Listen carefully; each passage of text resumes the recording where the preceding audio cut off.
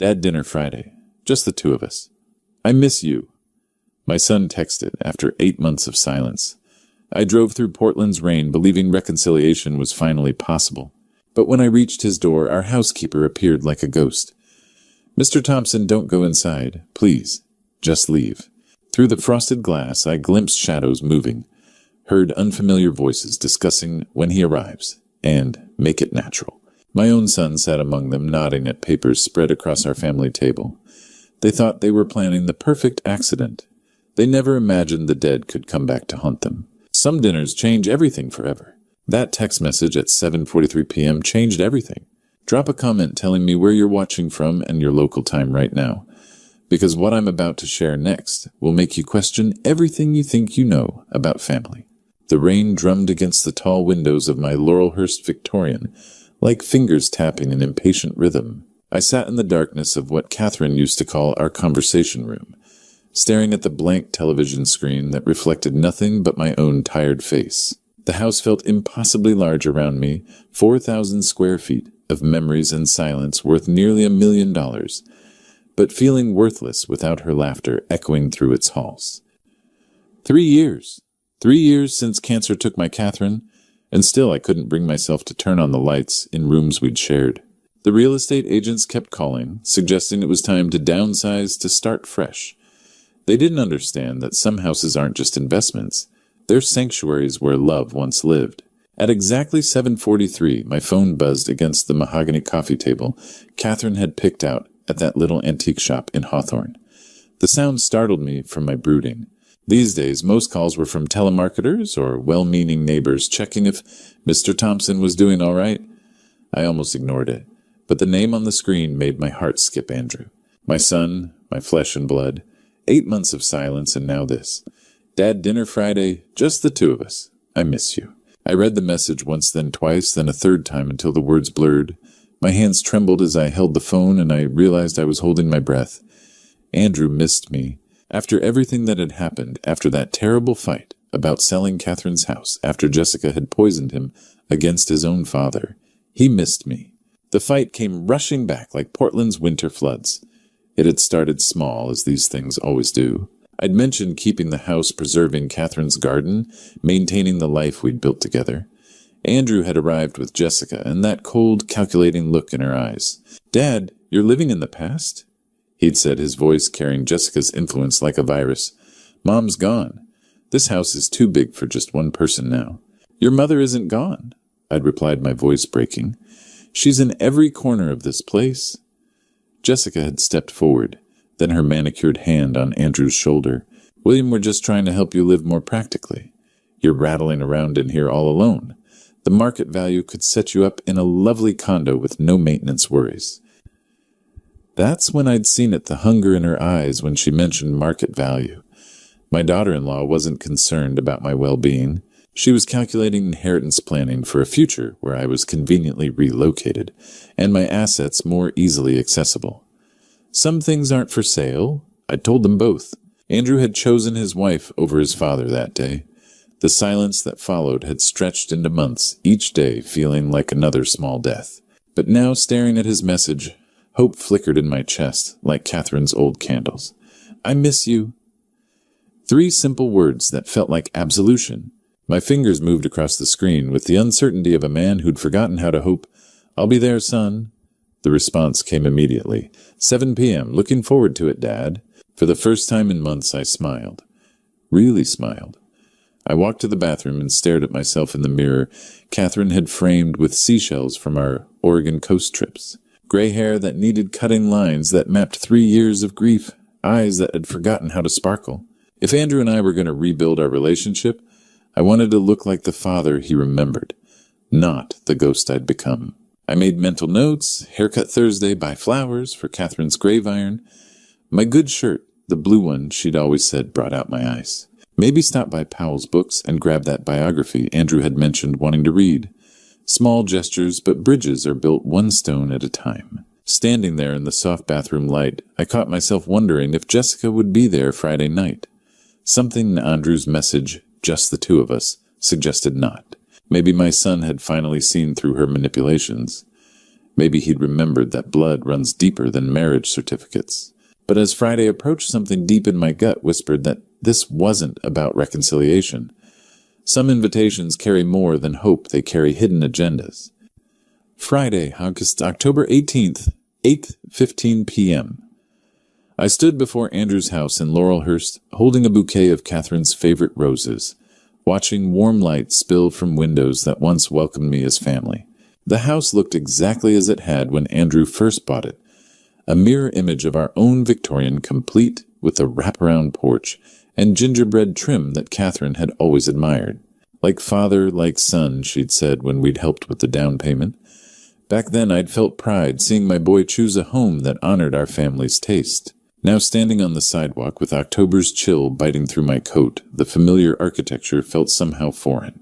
I remembered summer afternoons in this very garden, kneeling beside 9-year-old Olivia as she carefully planted marigolds with her tiny hands. "Grandpa Will," she'd say in that serious voice children use when they're learning something important. "Why do flowers need so much water?" I'd shown her how Catherine had taught me, how Andrew had learned as a boy that roots need nurturing, that beautiful things require patience and care. Those memories felt like another lifetime now. The porch steps creaked under my weight, the same sound they'd made 100 times before. I shifted the roses to my left hand and reached for the brass doorbell. Catherine had helped them pick out something about welcoming guests with music instead of harsh buzzing. My finger was inches from the button when the door swung open.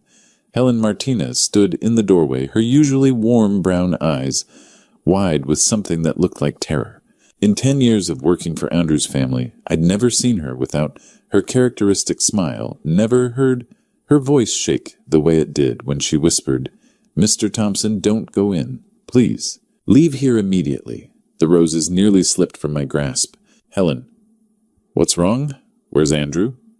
She glanced over her shoulder into the house, then back at me, her hands trembling as she gripped the doorframe. "They're not ready for you. Something terrible is planned." My stomach dropped. "Who's they? What are you talking about?" From somewhere deep in the house came the sound of voices. Not Andrew's familiar laugh, not Jessica's sharp tone, but strangers speaking in hushed, urgent tones. Men's voices discussing something in the kind of whispers that suggested secrecy planning, conspiracy. Helen's grip tightened on my arm with surprising strength. "They want to hurt you tonight. Please trust me, Mr. Thompson, please." Before I could respond, before I could demand answers or push past her into my son's house, she stepped back and the door slammed shut with a finality that echoed through the quiet neighborhood. I stood there stunned, roses wilting in my hand, staring at the brass nameplate that read, "The Thompson Family," in Catherine's favorite script. The porch light flickered, casting dancing shadows across the welcome mat that now felt anything but welcoming. Through the frosted glass panels beside the door, I could see movement figures passing back and forth, their shapes distorted but their urgency unmistakable. I pressed my ear to the door, straining to hear something, anything, that would make sense of Helen's warning. The voices were clearer now, though still indistinct. I caught fragments. "When he arrives," and "make it look," and something that sounded horrifyingly like, "won't feel a thing." My blood turned to ice water. A shadow passed by the window, and I jerked back, nearly stumbling down the steps. That's when I heard it. Helen's voice barely audible through the door's thick wood. "Meet me at Union Station in 1 hour. Come alone." I walked back to my car on unsteady legs, roses scattered on the wet porch like fallen soldiers. Through the dining room window, I saw silhouettes moving like actors rehearsing a play where I was meant to be the victim. Union Station at 9:30 p.m. was nearly empty, just echoing footsteps and the distant sound of late trains.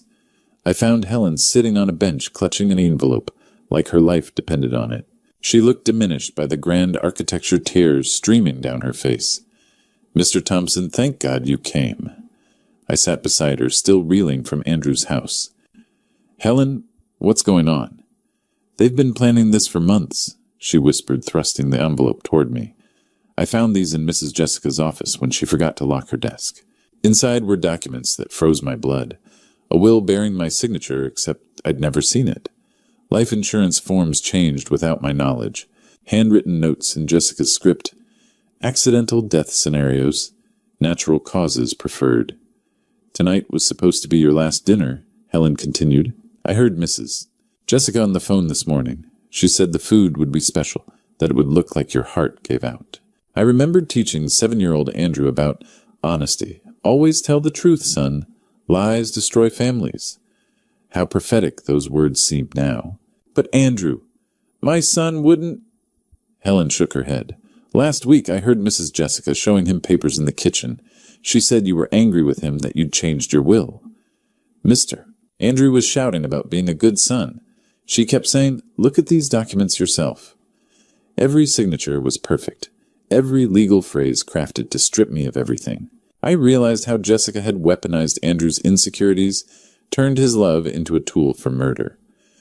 I heard her with that lawyer, Mr. Stevens, Helen whispered. She said, make it look natural. Food poisoning, heart attack, anything that won't raise suspicions. The pieces fell into place. Jessica had shown Andrew fake documents, convinced him his father had turned against him, then positioned herself as his ally. My son hadn't chosen greed. He'd been manipulated into believing I had already chosen money over family. Helen pulled out photographs, black and white images of Andrew signing documents I had never seen. His face looked strained, reluctant, heartbroken. I took these through the dining room door. Helen said, Mr. Andrew looked so sad when he signed. The evidence was overwhelming, forged wills, staged meetings, recorded conversations. Jessica had orchestrated everything with surgical precision. She'd found my son's deepest fear, losing his father's love, and used it to turn him into an unwitting accomplice. Your son signed papers tonight, Helen said quietly. Papers about your death. I studied the photographs again. There was Andrew, my flesh and blood, the boy I'd raised to value honesty above all else, putting his signature on documents that would make him complicit in patricide. Not out of malice, but out of a broken heart that believed his father had already abandoned him. The cruelest part wasn't the murder plot itself. It was how Jessica had made Andrew believe he was protecting his family from a father who no longer loved them. She'd turned my son's greatest strength, his loyalty, into the weapon that would destroy us both. Staring at my forged signature on my own death warrant, I realized that blood meant nothing to the woman who'd poisoned my son's heart against his own father. I drove through the Oregon mountains toward Mount Hood, my mind reeling from one truth: my biological son had chosen money over his father's life. The winding highway blurred through tears I refused to shed. 26 years ago, Henry Walsh had stood beside me as best man when I married Catherine. He'd helped me build Thompson Industries from nothing, watched Andrew take his first steps, celebrated every milestone of our family's life. If anyone would understand this betrayal, it would be Henry. His cabin appeared through the pine trees at dawn, smoke rising from the chimney like a beacon of hope. I knocked, and Henry opened the door in his old flannel robe, took one look at my face, and pulled me inside without a word. Coffee first, he said, his engineer's mind already working. Then you tell me everything. I sat at his kitchen table, the same one where we'd planned business expansions and celebrated promotions, and told him about Helen's evidence, Jessica's manipulation, Andrew's signatures on my death warrant. Henry listened without interruption, his weathered hands gripping his mug tighter with each revelation. When I finished, he set down his coffee with controlled fury. Your own flesh and blood, William. How could Andrew do this? Jessica convinced him I'd turned against him first. She showed him fake documents. She turned your son against you, Henry said, his voice hard. Used his love for you as a weapon. I nodded, unable to speak past the lump in my throat. Henry stood pacing to the window, overlooking the forest. They're planning to kill you tonight. Tomorrow night now. I missed the dinner. Good. He turned back to me, his sharp mind already calculating. That gives us time. Time for what? We fake your death? Let them think they succeeded. I stared at him. Henry, that's impossible. Is it? He sat back down, leaning forward with the intensity that had made him a brilliant engineer. Think about it. They want you dead, but they need it to look accidental. What if we give them exactly what they want, but on our terms? How a staged car accident, remote location. Body burned beyond recognition. His eyes gleamed with the same strategic thinking that had built our company. I still have contacts from the old days. Jim Morrison runs the county morgue, owes me favors. Frank Delacroix handles funerals for half of Portland. The audacity of it took my breath away. You're serious? Dead serious, if you'll pardon the expression. Henry's face softened. William, they've already killed you in every way that matters. Your son signed papers agreeing to your murder. Your daughter-in-law is counting your money before you're cold. The William Thompson they knew is already gone. But Andrew, we'll learn the truth when we're ready to teach it to him. I felt something crack inside my chest. What kind of father raises a son who wants him dead? Henry reached across the table, gripping my shoulder with surprising strength. You didn't fail as a father, William. Jessica failed as a human being. She found your boy's weakness and exploited it. We spent the next 2 hours planning my death with the same methodical precision we'd once used to plan corporate mergers. Henry made calls to old friends, cashed in decades of accumulated favors. By noon, we had a plan that would fool the police, the media, and most importantly, my son. The accident happens Wednesday, Henry said, reviewing our timeline. Remote stretch of Highway 26. Car goes over the embankment, catches fire. Body burned beyond recognition, identified by dental records we'll swap beforehand. As we planned my fake death, I wondered if Andrew would cry at my funeral, or just count the money he'd inherit from murdering his own father. Wednesday, October 23rd. William Thompson died in a car accident on Highway 26 near Mount Hood. The Portland Tribune called it a tragic end to a respected businessman's life. From Henry's cabin, I watched the news coverage with surreal detachment. The twisted wreckage of my Mercedes, actually a similar model Henry had procured from a junkyard, smoldered in the ravine where we'd staged the accident. The reporter spoke solemnly about tire tracks, weather conditions, the dangers of mountain driving for elderly motorists. The victim was burned beyond recognition. The anchor continued, but dental records confirmed the identity of William Thompson, 62, founder of Thompson Industries. I remembered teaching Andrew to drive on this very stretch of highway when he was 16. Feel the road, son, I'd said, my hands steady on the passenger seat. Respect the mountain, but don't fear it. He'd been so eager to please, so proud when I finally let him drive alone. Now that same road had become the stage for my supposed death. The news switched to live coverage from Thompson Industries, where employees gathered with flowers and shocked expressions. Then Andrew appeared on screen and my breath caught. My son looked haggard, his eyes red-rimmed and hollow. When the reporter thrust a microphone toward him, he struggled to speak. My father was... Andrew's voice cracked. He was everything to me growing up. He taught me about business, about integrity, about being a man. Genuine tears streamed down his face, and for a moment I saw the boy who used to run into my arms after school. But watching closely, I caught something else, a brief moment, when his shoulders seemed to relax, when the tension left his jaw. Relief. He was trying desperately to hide it, but it was there. Jessica appeared beside him, the picture of supportive grief.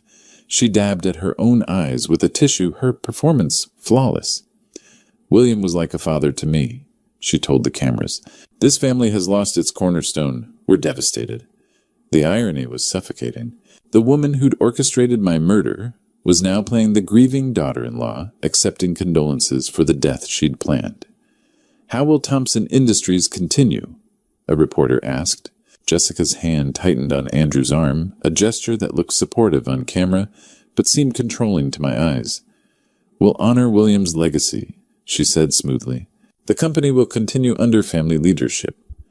The funeral coverage began that afternoon. I watched business associates file past my closed casket, their faces appropriately somber. Helen stood in the back, tears streaming down her cheeks, the only person there mourning the man they thought they'd lost. But Olivia was nowhere to be seen. Where's your granddaughter? A reporter asked Andrew. Jessica answered quickly. She's too young for this kind of trauma. We thought it best she stay with relatives. Another lie. Jessica had deliberately kept Olivia away, probably spinning some story about Grandpa being on a long trip. The cameras followed Andrew throughout the day, and I studied every frame like a detective analyzing evidence. During the eulogy, his voice broke when he spoke about learning to be a father from watching me. When he thought no one was looking, he pressed his hand to his chest, as if trying to hold himself together. But there were other moments too, quick glances at Jessica for approval, the way his posture straightened when she whispered in his ear, how his grief seemed to compete with something that looked disturbingly like relief. In one unguarded moment, as mourners filed past offering condolences, the camera caught Andrew's profile. For just an instant, his expression cleared, and I saw something that made my blood run cold, the look of a man whose burden had been lifted. Watching my biological son mourn the father he'd helped murder, I saw something that broke my heart more than anger ever could. He still loved me, even as he'd chosen to destroy me. November 15th. 3 weeks after my death, I walked into Thompson Industries as Manuel Rivera, night janitor. My own company didn't recognize the man who'd built it. Henry's contacts had provided everything fake Social Security card employment, history, Mexican accent I'd practiced. Gray mustache and stooped posture completed the disguise. To security guards, I was invisible. My old corner office had been completely redecorated. Jessica sat behind my desk, talking to Richard Stevens on the phone. Interim management during the family grief period, she explained to someone. As Andrew's wife, I'm the closest family member capable of running things. I emptied her wastebasket while she continued the call. The asset consolidation is proceeding smoothly, but there's still the matter of the girl. My hand stilled. Olivia. She complicates things, Richard. She's not even blood, just some orphan Andrew insisted on adopting after we couldn't have children naturally. I told him IVF was still an option, but he got attached to this charity case from St. Mary's Home.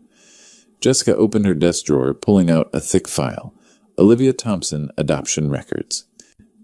My heart clenched. I remembered when Andrew and Jessica had struggled with infertility for 3 years. Andrew had been devastated, blaming himself. When they finally decided on adoption, I'd been so proud of my son's compassion. 4-year-old Olivia had been in foster care her whole life, bouncing between homes, never finding permanence. She needs stability, Andrew had told us when they brought her home 5 years ago, and Jessica and I have so much love to give. Back then, Jessica had seemed genuinely happy, playing the devoted mother role perfectly. But that was before she realized how much William Thompson's granddaughter might inherit. As Andrew's wife, I'm the legal family representative, Jessica continued. The adopted girl has no real claim beyond what Andrew chooses to give her, and in his current state, he's hardly making rational decisions. The pieces clicked. Jessica had used threats against Olivia's future as leverage against Andrew. Sign the papers to kill your father or watch your adopted daughter lose everything when the estate goes to probate. Make sure the adoption records show she has no automatic inheritance rights, Jessica instructed. Andrew adopted her, not William. The grandfather's will doesn't have to include step-grandchildren. I continued, cleaning hands, shaking with rage.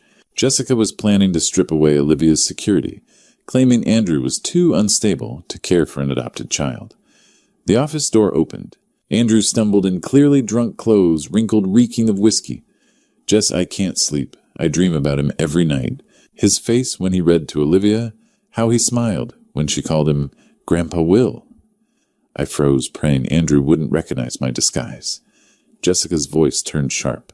Andrew, you're a drunk. Go home. He loved her so much. Said she was the best granddaughter a man could ask for. What if we're wrong about the will? Your father is dead. Jessica snapped, her mask slipping. Focus on the living, specifically our financial future. That girl is not your responsibility anymore. But she's my daughter. She's an adopted orphan who's costing us money. With your drinking problem, the state will agree she needs a more stable home. Jessica pulled out more documents, spreading them across the desk. The girl goes back to foster care next week. I've already contacted social services about Andrew's mental state. The cruelty was breathtaking. Olivia would lose her father, her home, her grandfather's love, everything that had given her stability for 5 years. Mopping floors in my own company, I realized Jessica's greed knew no bounds. She'd destroy an innocent child to claim money that was never hers to take. December brought Portland's winter rain and my decision to wage psychological war against the woman who'd turned my son into a murderer. The first anonymous email arrived at Jessica's office on December 3rd. William Thompson's death wasn't accidental. I have proof. Attached were photos of the forged documents Helen had stolen, along with audio recordings Henry had helped me create from our surveillance. Jessica's response was immediate panic. Within hours, she'd called Richard. Stevens changed her office locks and started looking over her shoulder constantly. But her paranoia was nothing compared to the news Helen brought me that same evening. They took Olivia to OHSU Hospital, Helen whispered during our secret meeting at Powell's Books. Panic attacks. The little girl keeps having nightmares about you burning in that car. My heart shattered. While I'd been playing psychological games with Jessica, my granddaughter was suffering real trauma, believing her Grandpa Will had abandoned her forever. She cries every night, Helen continued. Asks her daddy when Grandpa Will is coming home. Jessica told her you went on a long trip, but children aren't stupid. She knows something terrible happened. I had to see her. The chaplain disguise was Henry's idea. Hospital collar, fake beard, gentle demeanor. OHSU's pediatric ward buzzed with Christmas decorations and the quiet efficiency of night staff. Room 314 held my heart. Olivia lay sleeping, her small face pale against white pillows. Monitors beeped softly, tracking the anxiety that had put a 9-year-old child in the hospital. Helen sat beside her bed, holding her tiny hand. She keeps asking for you, Helen whispered. Wants to know if Grandpa Will is mad at her. I knelt beside the bed, my disguised reflection caught in the window. This child, Andrew's daughter, my granddaughter, by love, if not blood, had done nothing wrong. Yet she was paying the price for adult greed and manipulation. Grandpa's watching over you, sweetheart, I whispered, careful not to wake her. I'm here. I'll always be here.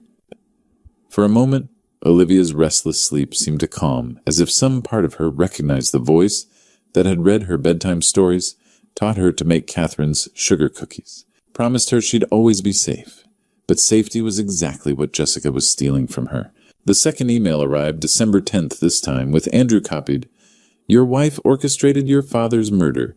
Check her office files. I included specific details only someone with inside access could know: meeting times, document locations, Richard Stevens' involvement. Andrew's response was swift and desperate. He confronted Jessica that same evening, and I watched through the office windows as he waved papers in her face, shouting about lies and manipulation. Jessica's mask finally cracked completely. What if someone knows what we did? Andrew demanded, his voice carrying through the thin walls. Then we finish what we started? Jessica snarled, no longer bothering with her grieving daughter-in-law act.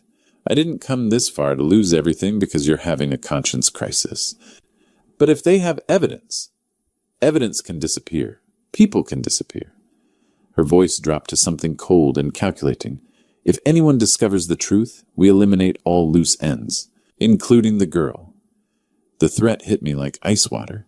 Jessica wasn't just planning to send Olivia back to foster care. She was talking about making my granddaughter disappear permanently. I'd started this psychological campaign to expose Jessica's greed. But listening to her threaten a child's life, I realized the stakes had escalated beyond anything I'd imagined. This woman was capable of murdering anyone who threatened her plans, including an innocent 9-year-old girl. Watching my granddaughter fight nightmares in a hospital bed, I knew this wasn't about money anymore. It was about saving an innocent child from a monster who wore my daughter-in-law's face. January 15th, 2025. The press conference was supposed to announce Jessica's permanent appointment as CEO. Instead, it became the day the dead spoke truth to power. The Thompson Industries conference room buzzed with Portland media. Outside, winter storm winds rattled windows. I remembered Catherine's words, "The truth is like water, William. It always finds a way through." Jessica stood at the podium in black. As the grieving daughter-in-law, I'm honored to continue William's legacy as permanent CEO. Yes, that's when Henry triggered our plan. The AV system malfunctioned. Conference room screens filled with documents forged, wills, insurance changes, meeting photographs. My pre-recorded voice filled the room. If you're hearing this, it means a son's greed couldn't silence a father's love. Jessica lunged for controls, but Henry had disabled everything. Evidence continued scrolling, Helen's photographs, recorded conversations. Olivia's adoption papers, with Jessica's notes about eliminating obstacles. You're looking at a murder plot orchestrated by Jessica Thompson, who convinced my son to sign documents agreeing to my death. The room erupted. Then I walked through the doors. Jessica screamed, pointing at me. This man is an imposter. My father-in-law is dead. I buried him myself. Andrew knew better. Our eyes met, 35 years of history flashing between us. Look at me, son, I said quietly. Look at your father's eyes and tell them I'm dead. Andrew's face crumpled. Dad, God, what have I done? What have I become? Cameras captured everything. Jessica's lies, Andrew's breakdown, my calm presence. The live stream was going viral. This woman poisoned my son's heart against his own father, I announced. She used his love for his daughter as a weapon, convinced him I had turned against him first. But blood forgives what money cannot buy. Jessica lunged toward the exit, but security blocked her. The evidence was overwhelming. Her empire of lies collapsed in minutes. Andrew stumbled toward me. "Can you ever forgive me?" "I already have," I said, pulling my son into an embrace that felt like resurrection. Jessica screamed threats from security's grip, but her voice seemed distant. The reporters shouted questions, but I only had eyes for Andrew, broken, repentant, but still my son. The truth had finally surfaced. Jessica's greed was exposed, Andrew's manipulation revealed, and my love for my son proven stronger than his betrayal. The cameras rolled, capturing Portland's biggest scandal. But more importantly, they captured a father forgiving his son. Henry's technical expertise had worked perfectly. Helen's evidence was undeniable, but it was Andrew's genuine remorse that made the moment complete. He hadn't chosen greed over love. He'd been convinced that love had already abandoned him. Now, standing in the wreckage of Jessica's lies, we could finally begin rebuilding what she had tried to destroy. Watching my biological son collapse with the weight of patricide, I realized that some betrayals cut so deep they can only be healed by grace, and some people can only be saved by the love they tried to destroy. June 2025. 6 months after returning from the dead, I was teaching Olivia to plant sunflowers when Andrew's car pulled into our driveway, sober on time and carrying grocery bags. The Lake Oswego house was smaller than our Laurelhurst Victorian, but infinitely warmer. We'd left the old house behind too many painful memories of Jessica's betrayal, of Andrew's manipulation, of the night I almost died in what should have been my sanctuary. This new place represented healing, a fresh start where Catherine's love could bloom again without the shadows of deception. "Grandpa Will, why do sunflowers always face the sun?" Olivia asked, placing seeds carefully. "Because they know where their light comes from, sweetheart, just like families." Andrew approached 5 months sober from the rehabilitation program his therapy had recommended. The guilt of signing his father's death warrant had driven him to alcohol, but professional help taught him to separate Jessica's manipulation from his own choices. He'd learned that healing required both forgiveness and accountability. "Dad, I brought dinner supplies," he said, setting down groceries and Olivia's favorite ice cream. These domestic moments still felt miraculous after the wreckage we'd survived. Jessica was serving 12 years for fraud and conspiracy to commit murder. Richard Stevens was disbarred. Thompson Industries restructured, now focused on children's medical equipment. Catherine's dream realized. But real healing happened in quieter moments. "I chose money over my own father," Andrew had said during our evening talks. "How do you forgive that?" "Because you're my son, my blood, and love doesn't die, even when trust does."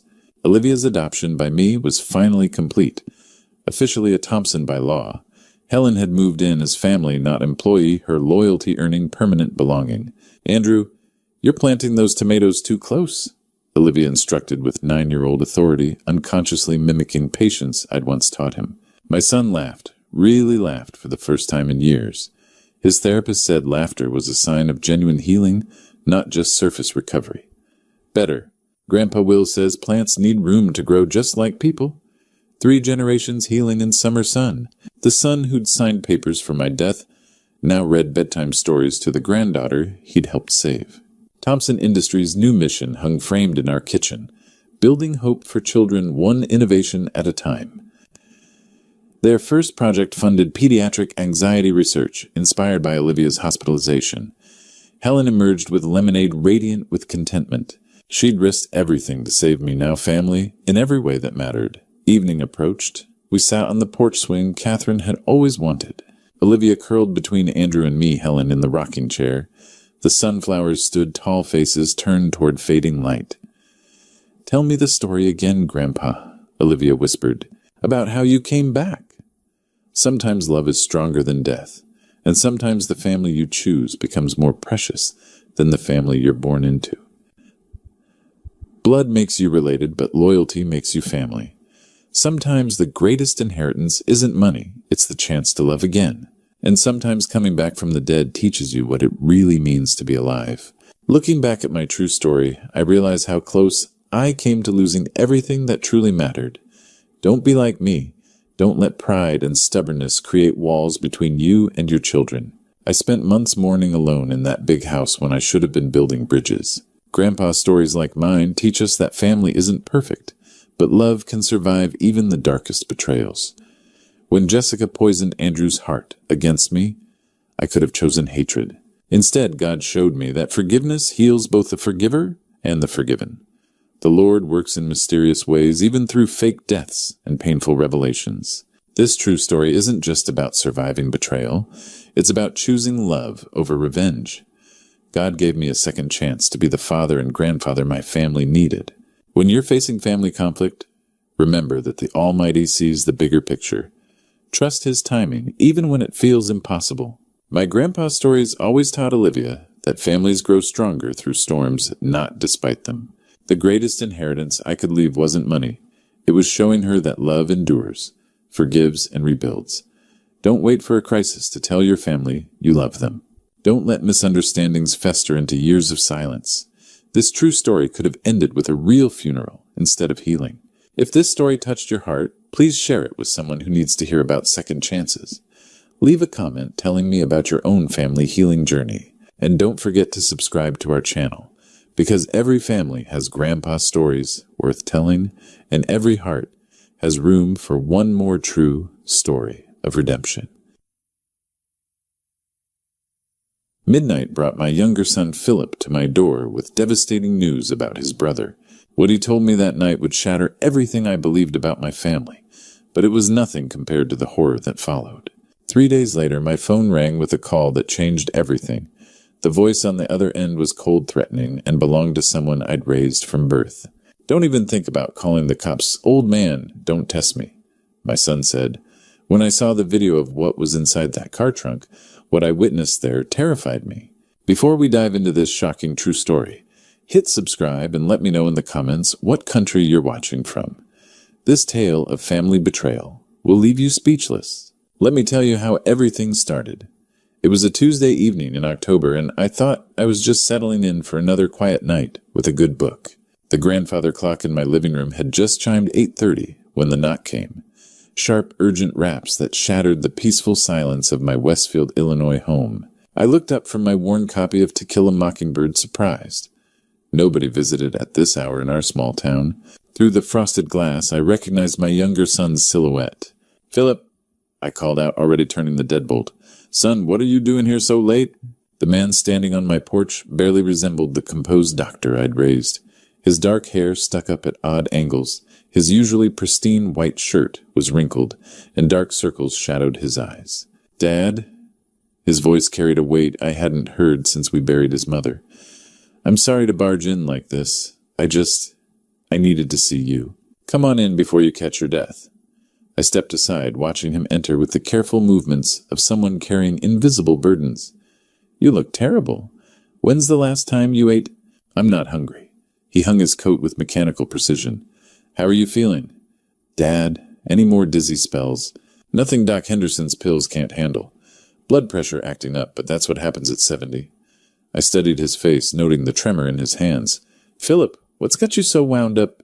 We settled into the living room, him on the couch where his mother used to sit me in my leather recliner. The silence stretched between us, filled only by the steady tick-tock of the grandfather clock. "How's Vincent doing?" I asked, trying to ease whatever had my son tied in knots. "Haven't seen him and Natasha since last month's dinner. That clinic keeping him busy." Philip went pale at his brother's name. He leaned forward, hands clasped so tight his knuckles turned white. "Dad, I need to tell you something about Vincent, about his clinic, about what he's been doing there." A chill ran down my spine. In 45 years of raising these boys, I'd learned to tell the difference between teenage trouble and something serious. This was the latter. "What kind of something?" Philip looked up, and I saw real fear in his eyes. "He's running an illegal prescription operation, Dad. Opioids. Hundreds of pills going to people who don't need them, sold on the street for cash. Vincent's not just prescribing medicine anymore." His voice cracked. "He's dealing drugs." The words hit like a physical blow. I gripped my chair arms, leather creaking under my fingers. Vincent, my firstborn. The boy who'd wanted to be a doctor since age 8, who'd graduated top of his class, who'd made me so proud when he opened his practice. My throat felt like sandpaper. "How long have you known?" 3 weeks. The grandfather clock chimed 9 times each note, hanging in the air like an accusation. I stared at my younger son, trying to process that one of my boys was a criminal, while the other had been carrying this burden alone. Then Philip's voice dropped to almost a whisper, and what he said next made me realize this nightmare was just beginning. Dad, there's more. Much more that you need to know. The leather briefcase clicked open on my dining table, and Philip spread documents across the polished oak surface like evidence at a crime scene. Let me show you exactly what your son has done, Philip said, his voice taking on the clinical tone he used at the hospital. I moved closer, adjusting my reading glasses as prescription pads, patient files, and bank statements filled my vision. Vincent's prescription log from the past 6 months. Philip tapped a thick stack of carbon copies. 217 opioid prescriptions per month, Dad. The average family practice writes maybe 30. I picked up one of the forms, recognizing Vincent's familiar scrawl. OxyContin 80 milligrams, fentanyl patches, morphine tablets, dosages that seemed impossibly high. Some of these patients see Vincent every week getting refills that should last months. Philip pulled out a photograph of a young woman climbing stairs, laughing with friends outside a nightclub.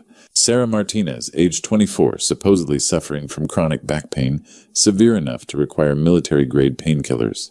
She's selling them, I whispered. $50 a pill on the street? But that's not the worst part. Philip's jaw tightened as he slid 3 death certificates across the table. 3 people have died, Dad. Overdoses traced back to Vincent's clinic.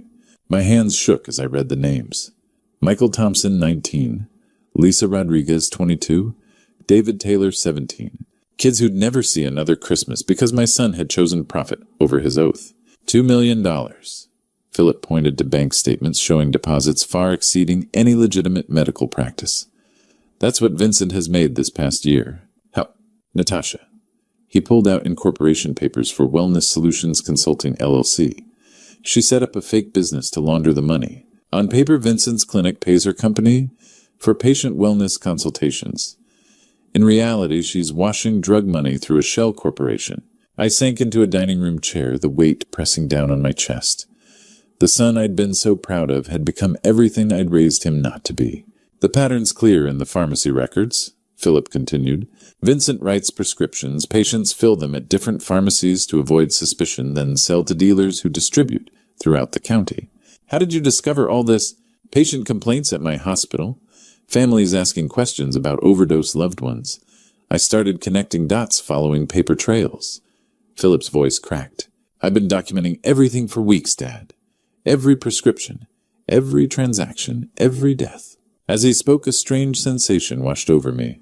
The room tilted slightly, and I gripped the table edge. My chest felt tight, with an odd metallic taste in my mouth. You okay, Dad? I've been having these strange symptoms lately. I managed pressing my hand to my chest, where my heart beat irregularly.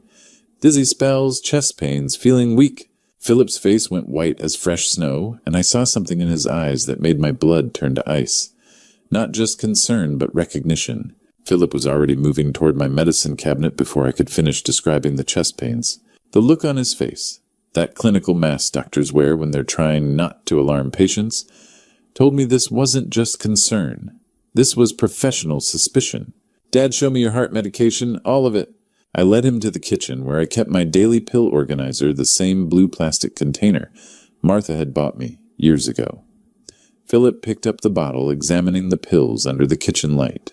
He rolled one between his fingers, held it up to his nose, even broke one in half. When did you last refill this? 3 weeks ago. Vincent called it in, said it would save me a trip to the pharmacy. The words felt like ash in my mouth. He's been handling my prescriptions for 6 months since my insurance got complicated. Philip's jaw tightened. We need these tested. First thing tomorrow, we're seeing Dr. Sandra Brooks. She runs an independent lab. You think Vincent is... I couldn't finish the sentence. I think we need to know for sure. The next morning, we drove across town to Dr. Brooks's laboratory. She was a silver-haired woman in her 50s with kind eyes that turned serious when Philip explained our visit. Mr. Frederick, if there are foreign substances in your medication, we're talking about attempted murder, she said, taking the pill bottle with latex gloves. 2 hours later, we sat in her office while she reviewed test results, her face growing graver with each page. Mr. Frederick, these results are concerning, she finally said. Your heart medication contains digitalis, foxglove extract, in concentrations that have nothing to do with cardiac treatment. Someone has been adding plant-based poison to your pills. The room spun around me. How much? Enough to cause exactly the symptoms you've been experiencing. Fatigue, dizziness, irregular heartbeat, chest pain. The dosage mimics natural heart failure. She consulted her notes. Based on concentration levels, you've been ingesting this for approximately 6 months. 6 months, I repeated numbly. 6 months of slow murder disguised as filial care. Philip leaned forward. Dr. Brooks, what's the timeline if he continues taking these without intervention 2 to 3 months before complete cardiac failure? It would appear completely natural. An elderly man with heart problems taking medication prescribed by his own son. Her voice was clinical, but I heard the disgust underneath. It's actually quite clever if you can call attempted murder clever. Philip pulled out his phone, showing Dr. Brooks' legal documents. Dad's estate is worth $8 million plus a $2 million life insurance policy. Vincent is the primary beneficiary because I waived my inheritance rights in medical school. $10 million, Dr. Brooks said quietly. Quite a motive for patricide. I stared at the test results, the numbers and chemical formulas spelling out my son's betrayal in black and white. Vincent hadn't just been dealing drugs and killing strangers. He'd been slowly murdering his own father, one pill at a time, for months. He's been planning this since the beginning. I whispered, the full horror washing over me like ice water. Every time he called to check on me, every prescription he filled, every concerned visit, it was all part of killing me. I realized then that I'd been living with a ticking time bomb, and the timer had been counting down for half a year. The lab results sat on my kitchen table like an indictment, but knowing Vincent was poisoning me wasn't enough. We needed proof that would hold up in court, evidence that couldn't be dismissed or explained away. We need more before we can go to the authorities, I told Philip as we planned our next move. Vincent's smart. He'll have covered his tracks. And without solid proof, it's just our word against a respected doctor's. Philip nodded grimly. What are you thinking? We document everything. His clinic, his house, his conversations with Natasha. 40 years of running a construction business taught me that you never make accusations without bulletproof evidence. I pulled out a legal pad, my mind shifting into the strategic thinking that had built my company from nothing. We treat this like a corporate investigation. Over the next 2 days, we became amateur detectives. Philip used his medical credentials to access Vincent's clinic computer system remotely, downloading patient files and prescription records, while I set up surveillance outside Vincent's house with a camera I'd bought for birdwatching. Dad, you need to see this. Philip called from my home office where he'd been working on his laptop. I'm in Vincent's system. Look at these patient files. The screen showed dozens of fake medical histories, elaborate fictional backstories for people who existed only on paper. Vincent had created an entire phantom patient base to justify his prescription volume. There's more, Philip said, clicking through financial records. Offshore accounts in the Cayman Islands, fake passports for him and Natasha, even airline tickets to a non-extradition country. They've been planning to disappear. That evening, our patience paid off. From my car parked across the street from Vincent's suburban home, we recorded a conversation through the kitchen window he'd carelessly left open. The old man won't last much longer.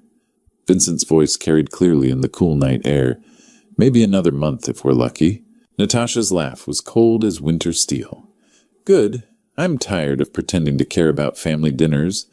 All that small talk about his garden and his stupid book club.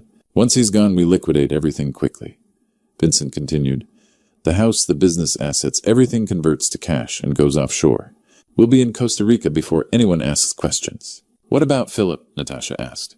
Philip's too ethical for his own good. He'll grieve appropriately, maybe suspect something, but he won't have proof. By the time he figures anything out, we'll be long gone. I gripped the steering wheel so hard my knuckles went white. They were discussing my death like a business transaction, planning their new life, funded by my murder. Philip was documenting everything on his phone when suddenly his laptop screen flashed red with warning messages. Dad, we have a problem, he whispered urgently. The system's flagging unauthorized access. Vincent's going to know someone hacked his files. Sure enough, within minutes, Vincent's house lights blazed on. Through the window, we could see him frantically checking his computer, his face illuminated by the screen's glow. He knows, Philip said, closing his laptop. The security logs will show the breach came from my IP address. We drove home in tense silence, both understanding that our investigation had just crossed a line. Vincent would know Philip had been digging into his business, and given what we'd learned about his capacity for murder, that knowledge made my younger son a target. "What do we do now?" Philip asked as we pulled into my driveway. Before I could answer, his phone buzzed with a text message. Philip's face went pale as he read it. "It's from Vincent," he said quietly. "He wants to meet tomorrow morning. Says we need to have a family discussion about my recent activities. Our surveillance recording had captured something that changed everything, Vincent and Natasha's escape plan. But in getting that evidence, we'd revealed our hand to a man who'd already proven he was willing to kill family members for money. I spent the night pacing my living room, checking my phone every few minutes. Philip had promised to call after his meeting with Vincent, but as the hours stretched past midnight, then into the early morning, that call never came. By 7 a.m., I'd convinced myself that maybe the meeting had gone well. Maybe Vincent had a reasonable explanation for everything. Maybe I was just a paranoid old man who'd let fear get the better of his judgment. Then my phone rang, but it wasn't Philip's voice I heard when I answered. It was Vincent's, and the cold satisfaction in his tone made my blood freeze. "Good morning, Dad. I hope you slept well because it might be your last peaceful night for a while." "Vincent, where's Philip? He was supposed to call me hours ago." "Oh, Philip's right here with me. In fact, why don't I show you exactly where he is?" My phone screen lit up with an incoming video call, and what I saw made my knees buckle. I had to grab the kitchen counter to keep from falling. Philip lay in what looked like a car trunk, his eyes wide with terror above duct tape covering his mouth. His wrists were bound with zip ties, and I could see fresh bruises on his face. My younger son, my ethical, gentle boy who'd never hurt a soul, looked like he'd been beaten. "We found his little investigation files." Vincent's voice came from somewhere behind the camera, casual as if he were discussing weekend plans. "Bank records, prescription logs, even recordings of our private conversations. Very impressive detective work." The camera moved closer to Philip's face, and I could see tears streaming down his cheeks. He was trying to say something through the tape, probably trying to tell me to run to save myself. "Here's what's going to happen, old man," Vincent continued, and I heard the real Vincent for the first time. Not the charming doctor, not the loving son, but the cold-blooded killer he'd become. "Don't even think about calling the cops unless you want to lose another son." "Another son?" The words hit me like a sledgehammer. He knew that I knew about the poisoning. This wasn't just about Philip's investigation anymore. This was about Vincent cleaning up loose ends. "I've already killed 3 people for this operation," he continued matter-of-factly. "What's one more family member, or 2 for that matter?" Philip's eyes found the camera, and in them I saw not just fear, but an apology. He was sorry for getting caught. Sorry for putting me in this position. Sorry for not being strong enough to protect us both. "You have 2 hours to meet us at the old Riverside warehouse on Industrial Boulevard. You know the one, where you used to take us fishing when we were kids." Vincent's voice carried a twisted nostalgia that made my skin crawl. "Come alone, and maybe Philip lives to see tomorrow. Bring police, FBI, anyone in uniform, and I promise you'll be burying your last living son." The video call ended, leaving me staring at my phone's blank screen in the sudden silence of my kitchen. The grandfather clock in the living room ticked away the seconds, each one bringing me closer to a decision that would determine whether Philip lived or died. 2 hours, 120 minutes to figure out how to save my son from his own brother. I looked at the bottle of heart medication sitting on my counter, the pills that had been slowly killing me for 6 months, and realized that Vincent had been planning this moment all along. He'd been preparing to eliminate both of his family's loose ends, but he'd made one crucial mistake. He'd underestimated what a father would do to save his child. The Riverside warehouse loomed against the gray October sky like a monument to abandoned dreams. I'd driven past this place 1,000 times over the years, remembering the weekend fishing trips when the boys were small, when Vincent still called me Daddy, and Philip collected smooth stones along the riverbank. Now I was here to negotiate for my son's life with a killer who happened to be my firstborn. Vincent's black sedan sat in the shadows of the loading dock. As I parked my truck and walked toward the rusted metal door, I could feel my heart hammering against my ribs. Not from the digitalis this time, but from pure, concentrated fear. The warehouse door creaked open before I could knock. "Right on time, Dad," Vincent said, stepping aside to let me enter. I always appreciated punctuality in business. The interior was exactly what I'd expected. Concrete floors stained with decades of oil and rust, broken windows letting in shafts of dusty sunlight, and the musty smell of abandonment. But what made my breath catch was the sight of Philip, still bound and gagged, propped against a concrete pillar 20 feet away. "Let's discuss terms for Philip's life," Vincent said, gesturing toward a pair of folding chairs arranged in the center of the space. Natasha stood behind Philip, one manicured hand resting on his shoulder with deceptive gentleness. "What do you want?" I asked, though I already knew the answer. $10 million. Wire transfer to an offshore account I'll provide. Vincent's voice was businesslike, as if we were negotiating a construction contract. "You have 48 hours to arrange the transfer. That's everything. The house, the business, the life insurance, all of it." "Exactly." Vincent smiled, and for a moment he looked like the little boy who used to help me build birdhouses in the garage. We've done the math very carefully. I reached into my jacket pocket, pretending to look for a pen while actually starting the recording app on my phone. If I was going to die here, at least there might be evidence left behind. What happens after I transfer the money? We disappear. Private jet to a country with no extradition treaty. New identities, new lives funded by your generous contribution to our retirement plan. Vincent leaned back in his chair, completely at ease. "Philip lives, you get to die naturally from your heart condition, and everyone's happy." Natasha laughed a sound like breaking glass. "We've been planning this for 2 years, Mr. Frederick. Every detail worked out perfectly." 2 years, I repeated, letting the full scope of their betrayal sink in. "You've been planning to murder me for 2 years. Planning to inherit from you," Vincent corrected. "The murder part was just accelerating the timeline. You were always going to die, Dad. We just moved up the schedule." The casual way he discussed my death, like adjusting a business meeting, made my stomach turn. This wasn't my son anymore. This was a stranger wearing Vincent's face. "And if I refuse?" Vincent nodded toward Natasha, who produced a small pistol from her purse and pressed it against the back of Philip's head. My younger son's eyes went wide above the duct tape. "Then Philip dies right now, and you die slowly, over the next 2 months, from digitalis poisoning. Either way, we get the money eventually. This way just saves everyone some suffering." I looked at Philip, seeing the fear and apology in his eyes, then back at Vincent. "My son, my killer." 48 hours, I said quietly. 48 hours, Vincent confirmed. "Don't disappoint me, Dad. And remember, no police, no FBI, no cavalry riding to the rescue.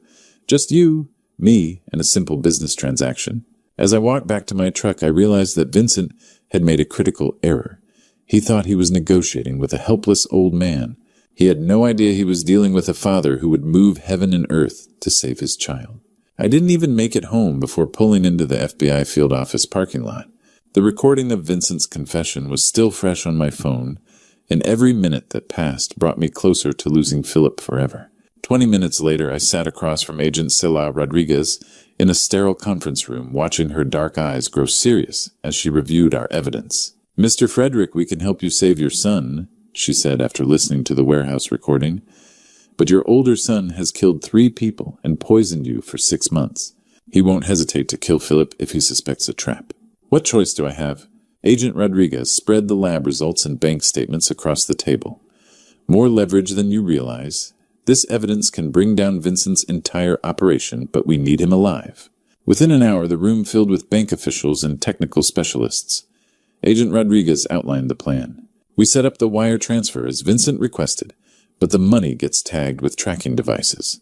Paul Anderson from First National will handle the technical side." Paul Anderson, a nervous man in his 50s, explained how they'd embed GPS trackers in the cash bundles. "The moment Vincent takes the money, we know his exact location," Anderson said. "What about Philip?" I asked. "That's the complicated part," Agent Rodriguez admitted. "We'll have surveillance teams positioned around the exchange location. You'll wear a wire and act normal. When Philip's safe, you give us the signal." "What signal?" "Touch your watch 3 times. She leaned forward, her expression grave. "I won't lie to you. This is dangerous. If Vincent suspects anything, Philip could die before we reach him. And if I just pay the ransom, he kills you both anyway. Men like Vincent don't leave witnesses, especially family members who know too much." I stared at surveillance photos of Vincent's clinic, thinking about the boy who used to climb into my lap for bedtime stories, who'd cried when his goldfish died. 47 hours, I said, checking my watch. "We'll be ready. Wire transfer set up by tomorrow morning, surveillance teams in position," and my phone rang. Vincent's name appeared on the screen. "Answer it," Agent Rodriguez whispered, signaling to a technician who started recording. "Act normal." "Hello, Vincent. Change of plans, Dad. We're moving the meeting up and changing the location. I'll text you the new address in 1 hour. Come alone, bring the wire transfer confirmation, and don't be late." The line went dead. Agent Rodriguez was already barking orders into her radio. "All teams, we have a location change. Stand by for new coordinates." She turned back to me, face tight with concern. "This complicates things. Less time to set up surveillance. Less time to position our people safely." My phone buzzed with a text message. "Private airfield hangar. 7 Route 45. 1 hour. Don't disappoint me." "An airfield," Agent Rodriguez muttered, studying the address. "Isolated location, multiple escape routes, probably where they plan to fly out anyway." She looked at me grimly. This just became much more dangerous. The private airfield stretched out under gray October clouds, like something from a movie.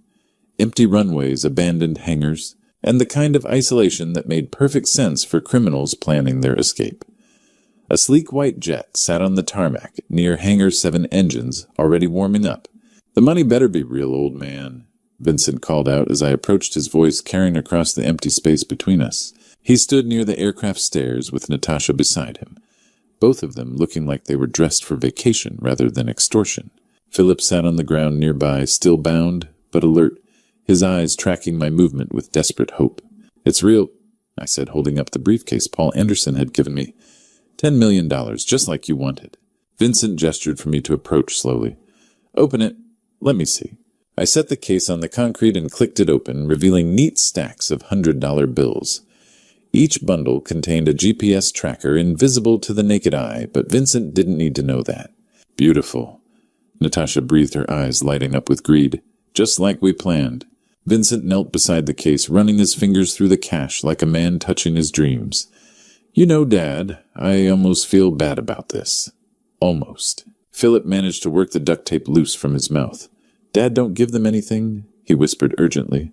"They're going to kill us both anyway." Vincent's head snapped up and I saw the cold fury in his eyes. "Still playing the hero, little brother?"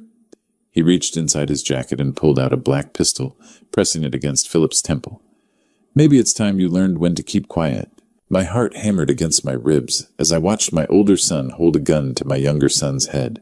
This was the moment Agent Rodriguez had warned me about, the point where everything could go wrong in seconds.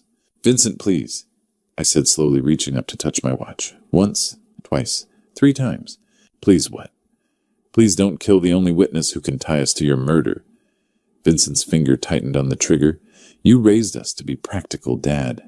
This is practical." The FBI agents seemed to materialize from thin air. One moment the airfield was empty except for us, the next it was swarming with black-clad figures emerging from behind hangars, vehicles, and equipment sheds. "FBI, drop your weapons." Chaos erupted. Vincent spun toward the agents, dragging Philip with him as a human shield. Natasha tried to run for the plane, but made it less than 10 steps before 2 agents tackled her to the concrete. Stay back," Vincent shouted, pressing the gun harder against Philip's head. "I'll kill him. I swear to God, I'll pull this trigger." The agents stopped advancing, but they didn't lower their weapons. We were locked in a standoff that could end with my son's brains splattered across the tarmac. "Vincent," I said quietly, taking a step toward him, "you're still my son." "No, I'm not." His voice cracked, and I saw tears streaming down his face. "I stopped being your son the day I decided to kill you for money." "That's not true. You made terrible choices, but you're still the little boy who used to help me build birdhouses. You're still the son who wanted to be a doctor to help people." Vincent's hand was shaking now, the gun wavering against Philip's head. "I can't take it back, Dad.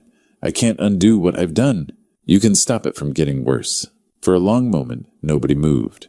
The only sounds were the jet engines and Vincent's ragged breathing. Then slowly, his grip on the pistol loosened. "I'm sorry, Dad," he whispered, releasing Philip and letting the gun fall to the ground. "I'm so sorry." The FBI agents swarmed forward as Vincent collapsed to his knees, sobbing like the broken man he'd become. 6 months later, I stood in a federal courthouse, watching my eldest son learn his fate. The man in orange prison clothes barely resembled the charming doctor who'd once made me so proud. Vincent Michael Frederick. Judge Patricia Hernandez said, "You are hereby sentenced to 25 years in federal prison for drug trafficking, attempted murder, and kidnapping. 25 years. Vincent would be 67 when he got out. Natasha had already received 20 years for conspiracy and money laundering, showing no remorse even during sentencing. But Vincent was different. When the judge asked if he had anything to say, he'd look directly at me with hollow, regretful eyes. "Your Honor, I have something to say about my son," I said, when given the chance for my victim impact statement. The courtroom fell silent. Philip sat behind me, his hand supportively on my shoulder. Over 6 months, we'd grown closer than ever. Shared trauma had either destroyed families or forged them stronger. We'd chosen strength. Vincent committed terrible crimes. He poisoned me for 6 months, planning murder for money. He kidnapped his brother. He sold drugs that killed 3 young people. My voice carried clearly. But he's still my son. Vincent's shoulders shook as he wiped his eyes with shackled hands. I don't ask for leniency. Justice demands consequences. But forgiveness and justice aren't opposites. They can coexist. I looked at Vincent directly. I forgive you, son. I pray someday you'll forgive yourself. Walking down the courthouse steps with Philip, I reflected on how much had changed. My health returned completely once I stopped the poison medication. The dizzy spells, chest pains, and fatigue vanished, replaced by energy I hadn't felt in years. Philip and I had dinner every Sunday now, learning to talk honestly about everything. Our fears, grief over Vincent's choices, gratitude for surviving. Those families who lost kids to Vincent's pills, Philip said as we reached my truck, they deserve to know their children's deaths led to something meaningful. He was right. That's why I'd started speaking at schools and community centers about prescription drug abuse, sharing our story as a warning to other families. Family isn't just blood, I told audiences who came to hear me speak. It's choosing to do right by each other even when it's hard, especially when it's hard. I always ended my speeches with a question, what would you have done in my situation? Some said they'd have paid the ransom. Others insisted they'd have called police immediately. A few admitted they didn't know. But the real answer wasn't about what you do in my situation. It was about what you do to prevent finding yourself there in the first place. "Ready to go home, Dad?" Philip asked, climbing into the passenger seat. "Ready?" I said, pulling away from the courthouse where justice had been served and mercy offered. Sometimes the hardest choice is the right choice, but that's what makes it right. Looking back at this nightmare, I realize how easily it could have been prevented. Don't be like me. Don't ignore the warning signs when someone you trust starts handling your personal affairs without your full knowledge. I let Vincent manage my prescriptions because it seemed convenient, but convenience nearly cost me my life. The hardest lesson from this true story isn't about forgiveness or justice. It's about vigilance. Trust, but verify. Even with family. Especially with family who have access to your finances, your medications, your most vulnerable moments. These grandpa stories we tell aren't just entertainment, they're warnings wrapped in narrative. I learned that evil doesn't always announce itself with fanfare. Sometimes it comes wearing the face of someone you raised, someone you loved unconditionally. Vincent didn't become a monster overnight.